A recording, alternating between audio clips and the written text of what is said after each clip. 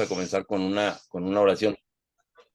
¿Quiere ponernos en oración, hermana Irma, para iniciar esta mañana? Muy bien, mi hermano. Padre Santo y bueno, en esta mañana, Padre bendito de los cielos, te damos gracias por este momento que tú nos permites disfrutar. Gracias porque nos has dado la gracia de poder pasar la noche, Señor. Que nuestro descanso haya sido pleno y que nos des, Señor, en este momento, Señor, esta oportunidad de aprender más de ti. Te ruego, bendito Dios de los cielos, que seas con cada uno de nuestros hermanos, con nuestro profesor también, que tú le acompañes, le llenes de tu Santo Espíritu y que la sabiduría que tú le das, Padre, sea tuya para que pueda instruirnos, Señor, como tú quieres. Te bendecimos por todo lo recibido en el bendito nombre de nuestro amado Salvador, Cristo Jesús, nuestro Señor. Amén. Amén. Pues bien, muchas gracias. Con esta confianza de que nosotros tenemos la bendición de nuestro Dios, vamos a iniciar clase y bueno, pues esperando también que este día sea un día de bendición. Voy a compartir pantalla, pero antes de empezar la clase de esta mañana, me gustaría saber si alguno de nosotros tiene alguna duda, algún comentario, algo que esclarecer para poder continuar con las clases. Ya estamos exactamente a la mitad del mes, son 6 semanas, si no mal recuerdo, y nosotros vamos a entrar hoy en la cuarta semana, la unidad 4, que tiene que ver con la teología evangélica. Y bien, pues antes de iniciar con esto, quiero ofrecer este espacio para saber si alguno de ustedes, si alguien de ustedes tiene una pregunta, algo que ampliar, algo que no se haya entendido para que se vaya entendiendo y también pues facilitar más la labor de la teología en cuanto a su dimensión y en cuanto a la comprensión que tenemos. Porque nosotros hemos tenido una revelación a través de la Biblia, hemos creído en el Señor, entendemos que hay dos grandes mandamientos: amar a Dios sobre todas las cosas.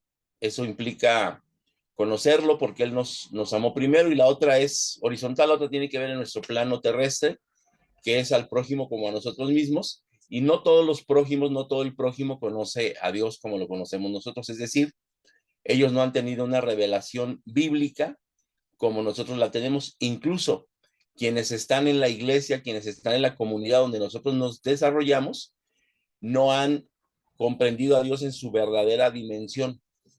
Es decir, no han comprendido a Dios desde el contexto o desde el momento en el cual nosotros estamos viviendo. Por eso cuando empezábamos la clase, yo les preguntaba a ustedes, ¿cómo es el Dios que ustedes conocen? Es un Dios de amor, es un Dios al que le temes, es un Dios de cuidado, es un Dios toda gracia, toda misericordia, es un Dios de bondad, es un Dios que bendice, o es un Dios que premia. Si haces esto, te toca esto; si haces así, te toca así. En ese sentido, yo en este momento me gustaría preguntarle a alguno de ustedes cómo es el Dios que ustedes conocen y si tiene diferencia con el Dios que ustedes conocieron. Me gustaría poder escucharla y escucharles.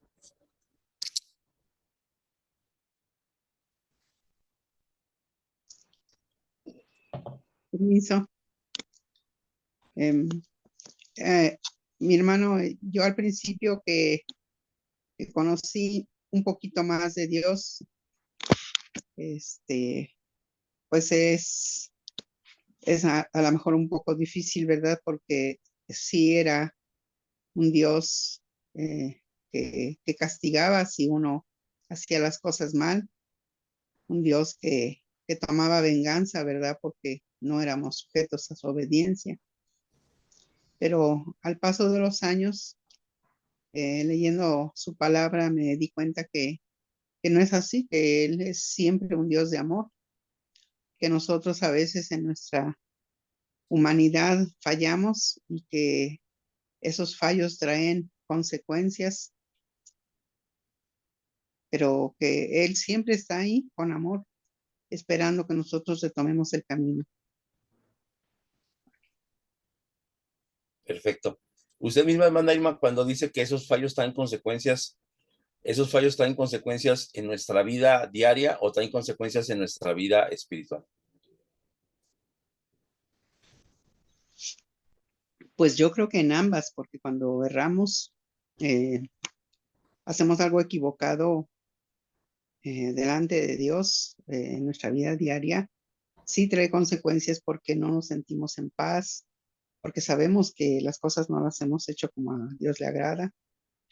Y en nuestra vida espiritual, pues también porque ese sentido de culpa no nos deja estar bien, ni con uno mismo, ni con los demás, porque a veces queremos tomar revancha con aquellos que, pues, quizás tuvieron algo que ver en nuestro error, en nuestras malas decisiones, pero también quizás es tratando de justificarnos, ¿verdad? Sí daña nuestra vida espiritual porque perdemos la paz y al perder la paz, bueno, pues ahí creo que perdemos el paso y el camino. Perfecto. No sé si la hermana Marita quiera comentar algo o podemos continuar. Aquí hay algo en el chat y dice, perdón hermano, estoy en el... Ah, perfecto, perfecto, así continuamos. Quiero comentarles que la teología evangélica tiene que ver con tres ramas o con tres aspectos muy interesantes: la teología y cultura, la teología y el lenguaje contemporáneo y la teología y la problemática humana. Y a lo largo de esta unidad de hoy y de mañana nos vamos a dar un poco de cuenta cómo nosotros hemos conocido, a pesar de que podemos acercarnos a una comprensión mejor de nuestra fe, a una comprensión mejor de nuestra religiosidad, de nuestra práctica espiritual, nosotros seguimos conociendo y pensando en el Dios que nos presentaron. Nosotros podemos entender y creer que Dios es todo amor, que Dios es toda gracia, que Dios es toda misericordia, pero seguimos con el error de que si nos cometemos podemos perder cosas.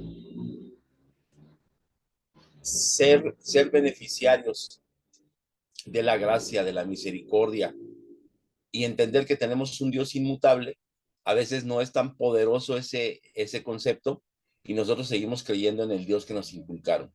Si te portas bien, te va bien. Si te portas mal, te puede ir mal. Y nuestra conciencia nos redarguye. Nuestra conciencia. Es decir, las ideas preconcebidas que tenemos de cómo es Dios. Porque si Dios es amor, si Dios no miente, si Dios es toda gracia, si Dios es toda misericordia, entonces ¿en dónde dice y de dónde salió que podemos perder aquello a lo cual el Señor ya nos hizo acreedores? Y en ese sentido es que nosotros tendríamos que trabajar un poco más en la comprensión de Dios, la comunión de Dios con nosotros. Vamos a, a iniciar entonces la lección de esta mañana.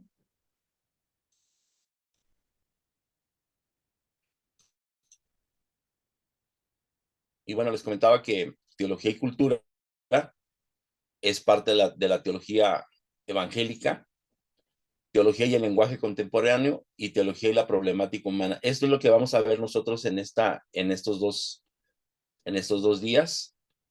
Y pues llevamos un curso que tiene un esquema que lo hemos manejado de la siguiente manera. La primera unidad vimos el quehacer teológico, el concepto general de teología, el propósito de la teología, Biblia y teología, doctrina y teología occidental. ¿Qué tiene que ver esto? Bueno, pues que el quehacer teológico, es decir, la tarea teológica, es tener un concepto general de lo que teología es, entender cuál es el propósito de la teología, que ya lo vimos, es entender y diferenciar entre la revelación natural y entre la revelación divina, y la Biblia es el medio por el cual nosotros obtenemos esta revelación, ¿no? La Biblia es la que nos da la enseñanza, por lo tanto tenemos que comprender y tendríamos que subrayar qué es enseñanza, qué es la práctica de la enseñanza, qué es la sana enseñanza, que aquí lo ponemos como doctrina, o que más bien doctrina tendría siempre que ser traducido como enseñanza, no como dogma. Y por último, hemos comprendido en el quehacer teológico que no es lo mismo la teología oriental que la teología occidental, y nosotros estamos permeados por esta teología occidental. Esta teología occidental que es víctima o que tuvo que separarse, porque históricamente así pasó en el Imperio Romano, se separa el Imperio Romano de Oriente, se separa del de Occidente, y la Iglesia ortodoxa, la Iglesia copta, que es considerada la Iglesia occidental, se queda con una teología y con una forma de ser, y el pensamiento de la Iglesia occidental es de manera diferente. Incluso las administraciones son distintas, y la comprensión de llegar a Dios es total y absolutamente diferente, ¿no? Un ejemplo, los católicos ortodoxos, por ejemplo, no utilizan imágenes, ellos le llaman íconos, o la iconografía, es decir, ellos representan a sus santos, y sus eventos, y los eventos que han sucedido a través de íconos, es decir, imágenes plasmadas, iconografías, grabadas en cristal, los vitrales principalmente, ahí están los íconos pues de los santos que ellos reconocen en algún momento, ¿no?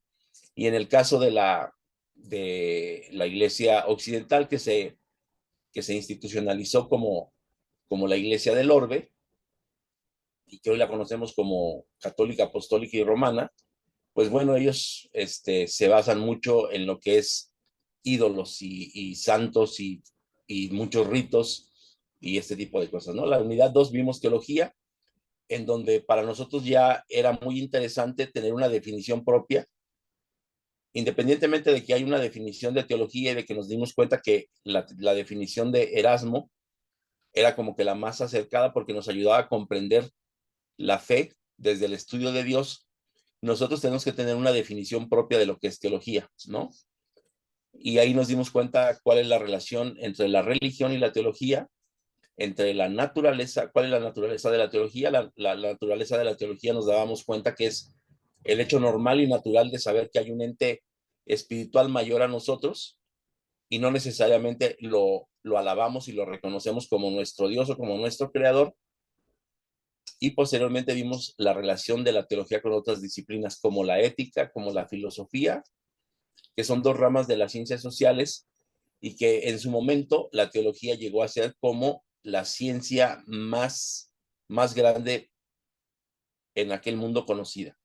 ¿Por qué? Porque la teología era superior que la ética, porque la teología era superior que la filosofía, y eran ramas adyacentes, ¿no? Pero de las tres, la mejor era la teología.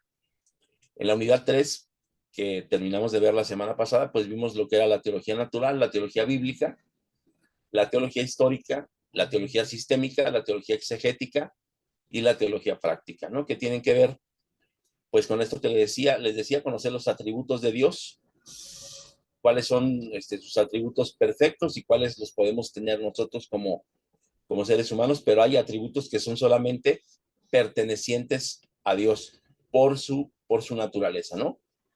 Posteriormente vimos lo que es la teología bíblica, la teología histórica, que esto es muy importante porque nosotros somos el resultado de la historia, ¿no? Y la historia cambia a través del tiempo, y esta historia no es lo mismo comprender la historia del siglo primero y cómo comprendían a Dios en ese momento, que comprender a Dios y cómo se miraba a Dios en la Edad Media. Y posteriormente no es igual la teología histórica de la Reforma, y posteriormente la prerreforma. En esa manera es como podríamos decir la teología histórica ha ido evolucionando. En este momento nosotros No se ha escrito, pero estamos haciendo una teología histórica, porque estamos viviendo momentos históricos a nivel global muy interesantes, en el sentido de que las guerras no son como antes, que por ejemplo hoy podía empezar una guerra y a los 2 días nos llegaba la noticia porque estaba muy lejos.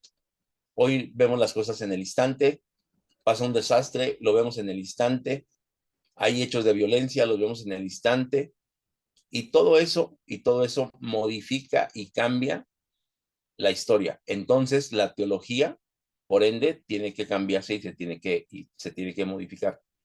Hablando de la teología exegética, pues eso hasta este momento no cambia, pero sí es un método de comprensión muy exacto. ¿Por qué? Porque tiene aparatos críticos que nos llevan a la comprensión de lo que el texto decía, de lo que el texto dice en sus lenguajes o en sus idiomas originales, que son hebreo, arameo y griego koiné. Y pues hay todo un aparato crítico para saber y para conocer la verdad o lo que habrá que extraer de ese texto, de esa frase o de esa lectura que vamos a someter a exégesis, ¿no? Y después la teología práctica que tenía que ver con la pastoral, y continuamos con el día de hoy y mañana con la teología evangélica que tiene que ver con teología bíblica y sistémica, que ya nos dimos cuenta pues que la teología sistémica es conjuntar, vamos a decir, lo que habla la teología de la salvación, lo que habla del pecado, es una manera de sistematizar los diferentes temas de la Biblia y ordenarlos, ¿no? Es como tener una concordancia. Si tú tienes una Biblia y en la parte final de la Biblia tiene una concordancia, básicamente para que nosotros entendamos esto, es como tener, una Biblia sistemática o sistematizada, ¿no? Vamos a ver lo que es teología y cultura, también vamos a ver lo que es teología y el lenguaje contemporáneo, y terminaremos viendo lo que es teología y la problemática humana. En la unidad 5, pues hablaremos de lo que es el conocimiento teológico, y en la unidad 6, aquí hay un error que la dejé como 5, pero son temas de la teología contemporánea en donde vamos a poder ver lo que es la teología de la liberación. Esa teología de la liberación estuvo muy fuertemente practicada y se conoce muy fuertemente en el sur del continente americano, porque precisamente Argentina, Perú, Ecuador, con varios representantes de esta teología de la liberación, fueron quienes en su momento practicaron muy grandemente esto, es decir, sacaron al practicante de la religión cristiana en cualquiera de sus diferentes acepciones de la opresión. Esto es descolonizar. Nosotros, a pesar de que en apariencia vivimos libremente, pues tenemos todavía ciertos tapujos que nos ha dejado la herencia de la esclavitud, porque fuimos conquistados, porque fuimos acabados en cuanto a nuestra cultura, y todavía en algunos casos vivimos con cierto límite por causa de que fuimos en algún tiempo sometidos. Y hoy, imagínate, no conocer a Dios, vivir sometido, no tener esperanza, tener escasez, eso nos oprime y no nos hace libres.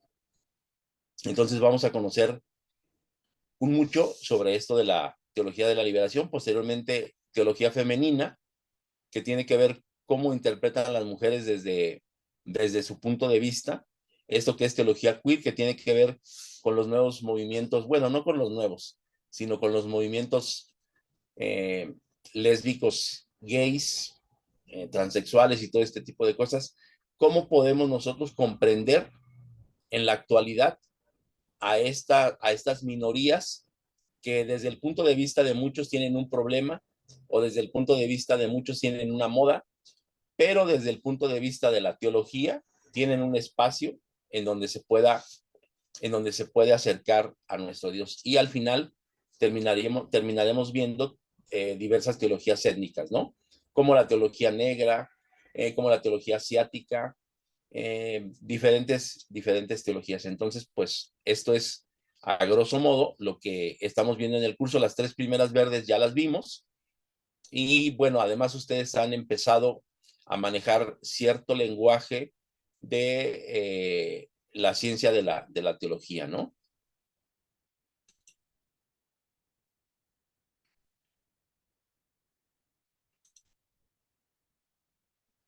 Y bueno, pues hasta ahora hemos tomado en cuenta estas cosas, nuestra propia definición de teología.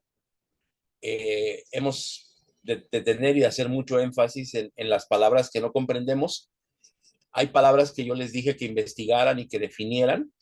Investigar, pues ustedes pudieron lograr ver en varios diccionarios, en algunas enciclopedias, qué significa una palabra, pero cuando les digo investigar, pues es eso, y luego posteriormente definir, es que ustedes mismos, en sus propias palabras, puedan comprender y definir lo que soteriología significa, lo que atemporal significa, lo que apologética significa, para que en palabras propias podamos entender más fácilmente, pues, apologética y todo este tipo de cosmología, todo este tipo de cosas que hay veces cuando se pone esa frase, pues se refiere a todo un cúmulo de cosas, ¿no?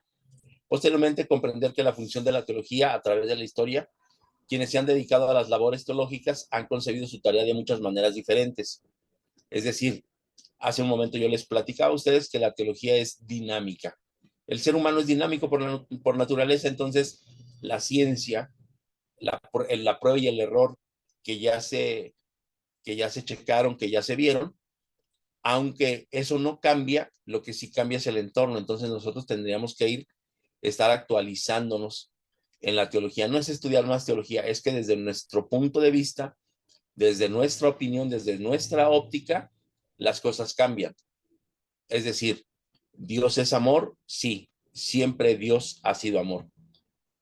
Pero cuando el Señor entrega a su Hijo unigénito en el primer siglo, la comprensión de porque amó de tal manera a Dios al mundo, no la podemos entender y comprender en su original sentido si hoy nosotros conocemos y entendemos a Dios, porque las cosas han cambiado en nuestro entorno.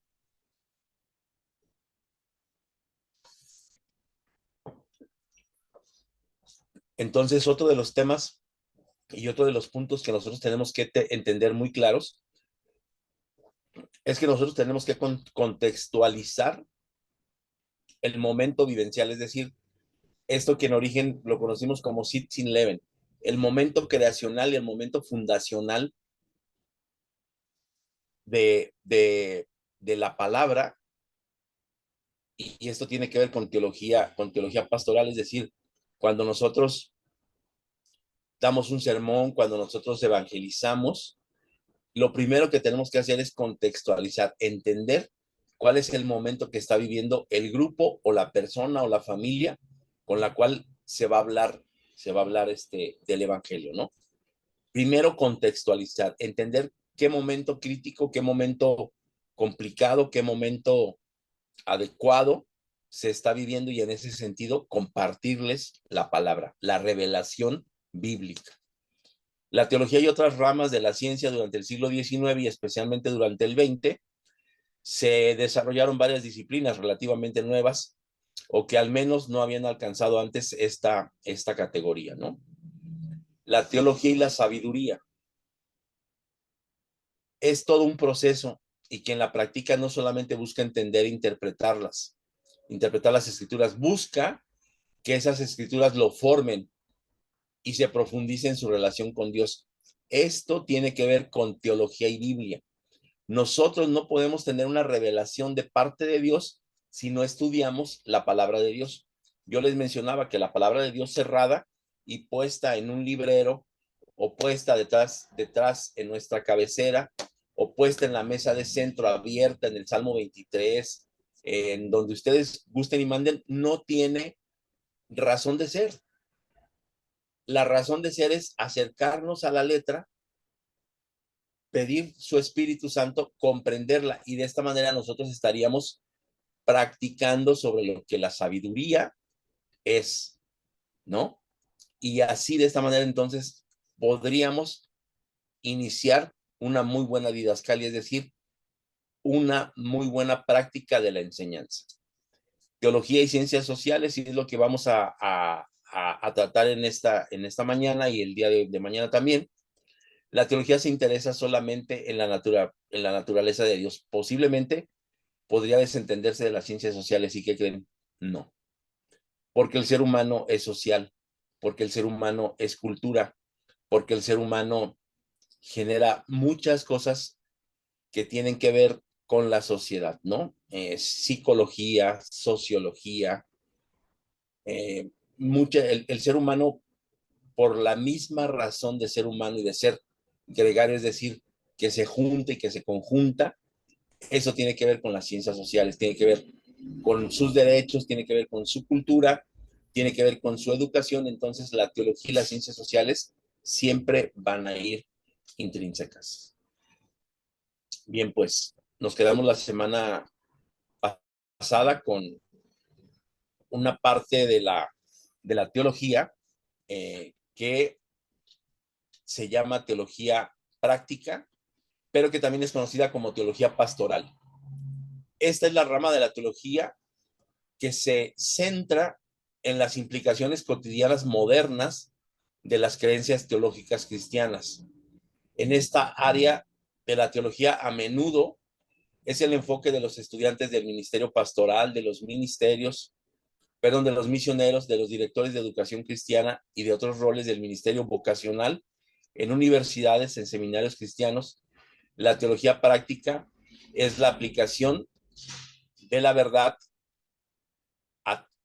de la verdad teológica a toda la vida, particularmente la vida y el trabajo de la iglesia. Y esto tiene que ver con dos cosas: homilética y liturgia. La homilética no es otra cosa sino que la elaboración de los sermones,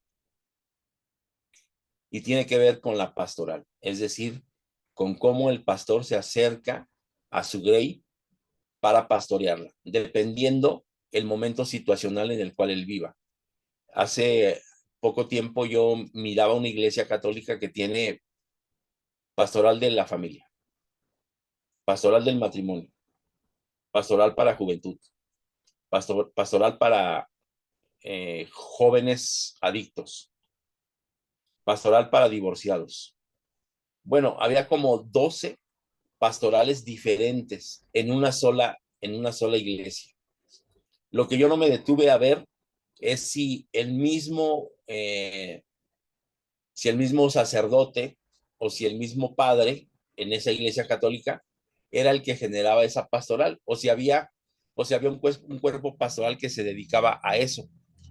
Lo más sano tendría que ser que hay un cuerpo pastoral, porque no todos los pastores son evangelistas, no todos los pastores son excelentes predicadores, no todos los pastores saben de problemas familiares, no todos los pastores saben de adicciones, no todos los pastores saben de juventud. Entonces, es interesante saber aquí cuál sería el ámbito de desarrollo en donde tú te sientes mejor para que puedas colaborar en tu comunidad, ¿no? Si a ti te gusta elaborar sermones, pues ok, entonces empezar a elaborar sermones que traigan un mensaje y un mensaje de aliento, porque hoy lo que se necesita es precisamente un mensaje de aliento para la congregación. Pero si la pastoral o los dones que tú tienes tienen que ver con juventud, tienen que ver con matrimonios, te gusta ayudar en problemas familiares, pues entonces te vas a olvidar un poquitito de la homilética y tú vas a empezar a preparar material que tenga que ver con la rama que te gustó. Matrimonios, vas a empezar a conocer y a prepararte sobre lo que es adicciones, cómo un joven cae en esa adicción o cómo un individuo cae en alguna adicción, y cuál es la revelación bíblica que se tiene para ese personaje. Obviamente, ayudándote de cuestiones como la sociología como la psicología, y muchas veces estar acompañado de alguien profesional en ese tipo de cosas y de casos. Pasando el tiempo, tú vas a saber y vas a conocer más ampliamente qué hablar y qué decir en el caso de que se llegara a suscitar un caso de estos en la iglesia, ¿no?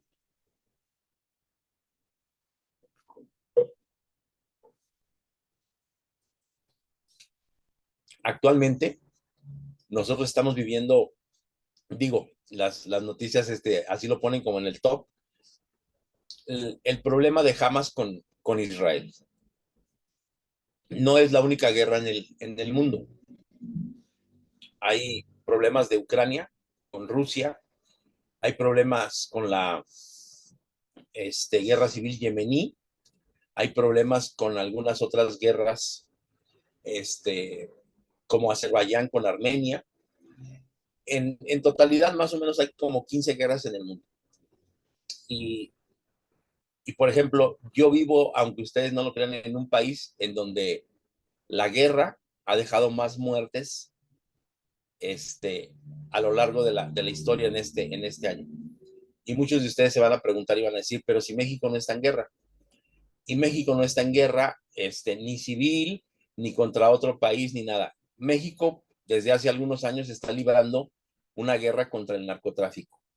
Y más allá de librar una guerra contra el narcotráfico, los grupos delincuentes están peleándose entre ellos el gobernar o el tener las rutas o apropiarse de las rutas por donde se trafica la droga. Y entonces eso genera muchas muertes y genera mucha inseguridad. De hecho, les quiero comentar que el foco rojo más fuerte de una guerra está en México. Es decir, la guerra que mayores muertes, que mayor gasto de armamento produce, que mayor temor en la sociedad produce, es la guerra que se está librando en México. Y yo te quiero decir que yo vivo bien tranquilo. O sea, yo puedo salir a la calle, no pasa nada. Por allá a lo mejor me puedo encontrar una balacera, o que por allá quemaron un camión porque agarraron a alguien que es muy importante en el mundo del narcotráfico. Pero como el país es tan grande y la extensión del territorio es mucha, pues pudiera parecer que no cuenta, pero las estadísticas dicen que deja más muertes que, por ejemplo, los ataques que hoy ya hubo o va a haber en Israel y con este grupo revolucionario extremista de Hamas, ¿no? Y la pregunta que yo te quiero hacer, o sea, todo este contexto que te digo, es, tú vas a decir un sermón, tú vas a preparar una plática, o sea, obviamente un sermón es una cosa, vas a preparar una plática para gente que vive en la franja de Gaza, que necesita a Dios. ¿Le vas a predicar lo mismo que a un mexicano o le vas a platicar lo mismo que a un mexicano que vive una guerra de forma distinta, pero no es tan notoria? Y yo quiero que pienses en eso. De esto se encarga la teología pastoral. Contextualizar el momento, mirar el contexto y hablar de la revelación de Dios para esa región. No es lo mismo predicarle a un argentino en su momento que está viviendo, y no puedo yo replicar el mismo sermón de la semana pasada de mi iglesia, no se lo puedo decir a la iglesia de Argentina. La palabra de Dios es la misma. El momento situacional que se está viviendo no es el mismo. El mensaje de salvación es el mismo, pero la forma en la que se va a llegar para que se comprenda mejor y que impacte la palabra de Dios no es la misma. En ese sentido, nosotros tenemos que conocer el contexto, contextualizar, comprender las necesidades de la sociedad en la que se va a hablar de Dios. No es lo mismo hablarle a un conjunto de infantes, adolescentes que han sido educados en la cristiandad, hablarle a un grupo de infantes, adolescentes que por primera vez van a tener contacto con una revelación. Entonces, en ese sentido, habrá que entender de dónde vienen, de dónde provienen, por qué están aquí, cuál es el objetivo y plantear nosotros entonces objetivos, ¿no?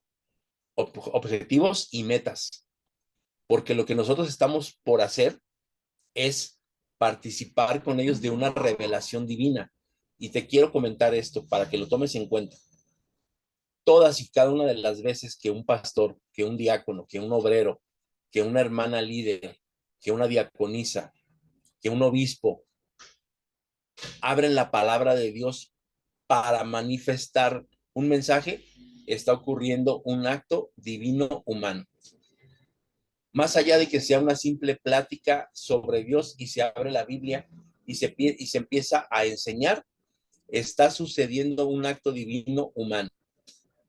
Y eso trae como resultado que se sembró la palabra. Entonces, nosotros dependemos también del Espíritu Santo, ¿no?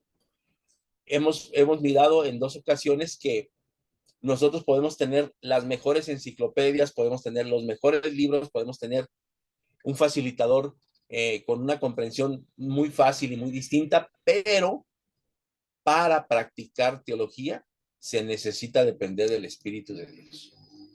Porque la revelación bíblica, esa revelación divina, viene de parte de Dios y es el consolador, es el Espíritu de Dios quien nos recuerda las cosas, quien nos ayuda a comprender con sabiduría y con inteligencia lo que nosotros habremos de enseñar, habremos de participar. Entonces, esto de la teología pastoral, esto de la consejería pastoral, es muy importante en la práctica teológica de la comunidad, porque esta teología práctica se da en la comunidad, se da en la iglesia donde nosotros asistimos. No sé si semana a semana, no sé si varios días a la semana, incluso no sé si siempre dentro de la congregación o también fuera de la congregación, pero se tiene que entender esto. Es la teología práctica, es decir, la práctica de nuestra cristiandad, la práctica de nuestra vida diaria como hijos de Dios, es lo que nosotros hacemos todas y cada una de las veces que nos conjuntamos para alabar, para tener comunión, para aconsejar. Y lo que pasa dentro de la iglesia es lo que marca el hito y la historia de esa comunidad. Entonces, comprender que nosotros no podemos desperdiciar esa oportunidad que tenemos de acercarnos a la comunidad, de acercarnos al necesitado. Obviamente nosotros necesitamos de ese Dios, pero nosotros tenemos una diferencia como líderes, como pastores, como ministros, como obispos, como diaconisas, como diáconos, y como cualquier creyente tenemos la ventaja de que nosotros tenemos comunión con Dios.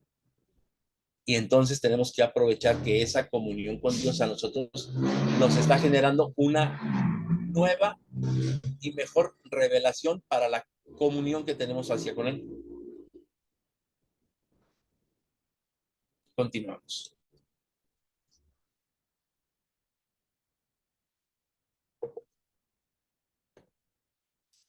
Dejamos de ver lo que es la teología pastoral y ahora vamos a ver lo que es la teología evangélica.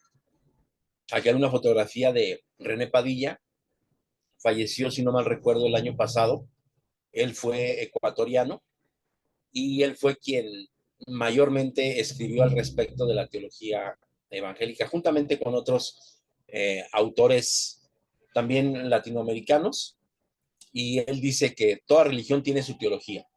Y bueno, tú y yo ya lo mirábamos al principio de la clase, nos dábamos cuenta de los cristianismos vencidos, es decir, de estos cristianismos que tienen una diferente forma de creer, una diferente forma de celebrar, una diferente forma de evangelizar, una diferente forma de comprender a Dios y a Cristo Jesús, ¿no? Eh, Hace poco yo platicaba con una de mis profesoras y ella estaba feliz porque ella es presbiteriana, pero ella ha trabajado con diferentes grupos cristianos y ella comentaba que nunca trabajaría con dos denominaciones, que ella nunca trabajaría con los mormones y que nunca trabajaría con los testigos de Jehová. Y entonces, pues al menos yo sí me alcancé a sorprender un poco porque yo le dije, pues ¿por qué no? Si trabajas con la Iglesia de Dios, si trabajas con los metodistas, si trabajas con los presbiterianos, si trabajas con los ortodoxos, si trabajas incluso hasta con la Iglesia Católica, eh, con los bautistas, con adventistas, ¿por qué no trabajar con ellos? Y me dijo, mira, ellos no creen como nosotros, ellos no son cristianos, ellos creen en Dios. Y la comprensión teológica de nosotros es cristocéntrica. A pesar de ser metodistas, a pesar de ser adventistas, a pesar de ser lo que nosotros seamos, los testigos de Jehová creen única y exclusivamente en Dios. Y su centro, el centro de su teología es Dios. Los mormones, el centro de su teología es Dios. El centro de su revelación es Dios. Entonces yo no trabajaría con ellos porque no creen como nosotros. Nosotros somos cristianos, somos cristocéntricos. Entonces, cada religión tiene su teología. Yo no lo había mirado de esa manera, pero ahora que lo empecé a analizar y a comprender, es muy cierto, hay cosas que no compaginan con nosotros. Los musulmanes han desarrollado su propia doctrina, extrayendo enseñanzas del libro del Corán. Los hindúes de sus escritos sagrados, tales como los Upanishads y los Vedas. Asimismo, los evangélicos conservadores tienen su teología particular. Esta difiere de las otras divisiones del cristianismo en algunos aspectos como su fuente, como su manera de forjarla y aquí algunas otras características de la teología evangélica.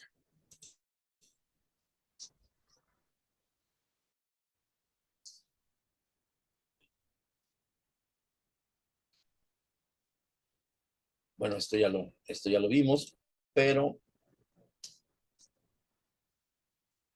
la primera parte que tiene que ver con la teología evangélica es la cultura. La teología se relaciona con las cuestiones de la cultura general y los conocimientos seculares.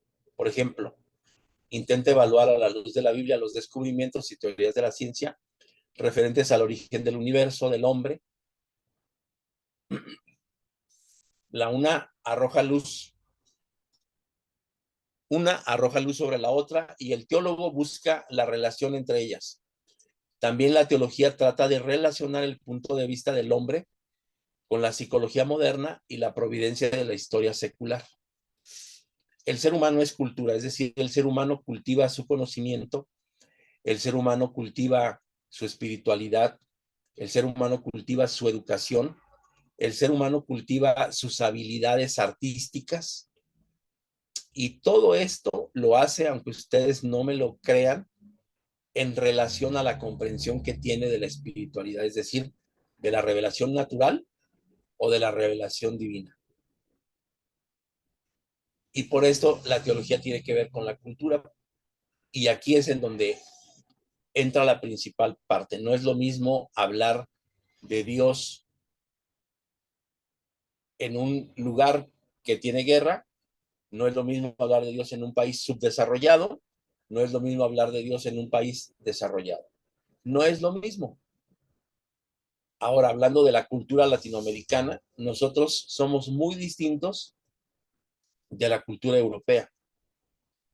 Y además de que somos distintos, nuestra sociedad se comprende como diferente, como más baja, como no tan importante, por nuestro color de piel, por la altura que tenemos, por la no altura que tenemos, porque incluso hasta las oportunidades, cuando nosotros tenemos oportunidad, y hablo de los latinos, cuando nosotros como latinos tenemos oportunidad de ir a grandes universidades, una vez que la gente latina se gradúa de las grandes universidades, no tiene las mismas oportunidades que un europeo o que un sajón que se graduó de esas mismas universidades. Ellos tienen preferencia la cultura nos ha dicho y nos ha hecho entender malamente que somos diferentes, que somos menos inteligentes, que somos menos sabios, que somos menos duchos para tal o para cual área. Y desde ese momento es que nosotros vamos a utilizar la teología, es decir, la revelación de Dios para aplicarla en nuestra cultura. Y hoy la principal labor tendrá que ser, hablando de los latinos, de colonizarlos. Nosotros seguimos siendo sometidos porque así nos pisotearon durante 400 años. Y hay ocasiones en las que nosotros nos quedamos con ese trauma, con esa situación vivencial. Creemos que somos poca cosa, creemos que no somos dignos. Hace poco escuchaba a un ministro en una oración y decía algo que a mí me dio en su momento mucha gracia, pero me hizo comprender cómo se siente un pastor, un ministro, un anciano, cuando hay edad, cuando hay experiencia, pues ya se tiene cierto nivel y cierto rango, y este hombre decía, acuérdate de mí, de este vil gusano, decía en su oración, en delante de la congregación. ¿Qué estaba diciendo él? En otras palabras, si yo soy gusano y soy el que sabe más, imagínate el resto. Eso es lo que estaba diciendo. O sea, eso es lo que él estaba cultivando. Es la cultura en donde se desarrolla. Nosotros en ese sentido tenemos que modificar nuestra comprensión y nuestro lenguaje. Tenemos que utilizar lenguaje más contemporáneo, más adecuado, ¿no? Nosotros tenemos que dejar de compararnos con cosas, porque nosotros durante mucho tiempo estuvimos cosificados. No fuimos esto que somos. Tenemos gran cultura, tenemos muchísima cultura, desde los gauchos hasta los pieles rojas en América del Norte, todos somos cultura, pero esa cultura fue oprimida y fue opacada en el tiempo de la conquista, ¿no? Borrar todo lo que tenía que ver con los naturales, con los aborígenes de esta tierra para venir a implementar lo que su imperio le convenía al imperio o al gobierno o al reino español, o al imperio o al gobierno o al reino inglés, o al rey. Y en ese sentido es que América culturalmente se libera, pero hubo quien no se liberó. Por ejemplo, a Brasil le fue otorgada su independencia, le fue regalada. Y entonces podemos entender esa cultura diferente a nosotros, porque ellos ni siquiera lucharon por su libertad, se la regalaron, ¿no? En ese sentido es diferente parir a alguien de forma natural a parir a alguien con una operación, con una cesárea.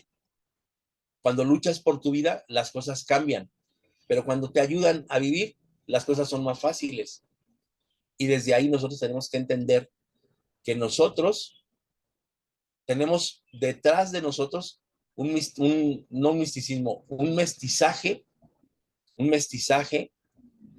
que a final de cuentas antropológicamente también hay una rama de la teología que es teología y antropología, antropológicamente nos pega, nos incide. Y en ese sentido, nosotros tenemos que tener una visión muy amplia, una visión muy tremenda de lo que la cultura implica y significa. Porque yo puedo comprender bien la palabra de Dios. Hablaba un hermano con un par de, bueno, con un matrimonio, una pareja, y él aceptaba perfectamente a Dios e incluso lo comprendía. Y entonces al momento de preguntarle si quisieran asistir a la iglesia, si quisieran que lo siguieran visitando, ella dijo, hay un mandamiento que tiene que ver con honrar a papá y mamá. Honra a tu padre y a tu madre porque tus días se alarguen en la tierra que Jehová tu Dios te da. Sí, ese es un mandamiento. Y dijo, pues yo no quiero deshonrar a mi padre y a mi madre con la religión que me heredaron. ¿Y cuál es la religión que te heredaron? La católica. Y entonces, ¿cómo le rebates tú a alguien que te está diciendo con un argumento válido, o sea, válido desde el punto de vista de ella, válido desde la comprensión de ella, que ese aspecto no tenía que limitar su creencia en Dios, en Jesús, su salvación?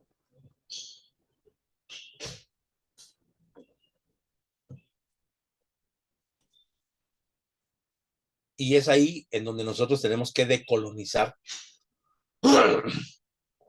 la comprensión de las escrituras. Ella tenía una revelación y una teología natural, pero no tenía una revelación bíblica. Por eso es muy importante que nosotros conozcamos la Biblia, sepamos qué quiere decir la Biblia para nuestra actualidad, para nuestro diario vivir. La palabra de Dios no solamente es una revelación divina, sino es una liberación de nuestras opresiones. La palabra de Dios cambia. Conocí a un hombre que escuchó un tiempo atrás el mensaje de salvación y él era un hombre fiestero, parrandero, mujeriego, jugador. No le interesaba la vida. Pero pasaron 10 años y se acordó de aquel mensaje. O yo creo que nunca lo dejó de estarlo cavilando, de estarlo pensando. Y después de 10 años cambió. ¿Por qué? Porque lo que él escuchó es un mensaje liberador. Nuestros mensajes tienen que ser liberadores, que afecten a nuestra cultura. Comprender que nuestra cultura latinoamericana estamos plagados todavía de la colonia. ¿Por qué? Pues porque a final de cuentas, si yo soy la segunda generación de cristianos en casa, pues dos antes mío, no conocía a nadie el cristianismo, entonces éramos católicos. Y a lo mejor no éramos practicantes, o a lo mejor sí éramos practicantes, pero traemos todo ese bagaje cultural, todo ese peso específico sobre nosotros. Quiero hacer aquí un paréntesis. Regresamos a la hora y 15 minutos. ¿Sale? No sé si antes de retirarnos haya alguna pregunta, algún comentario que podamos participar y esclarecer. Y si no, regresamos en 15 minutos, hermanos. Bendiciones. Está bien, mi hermano.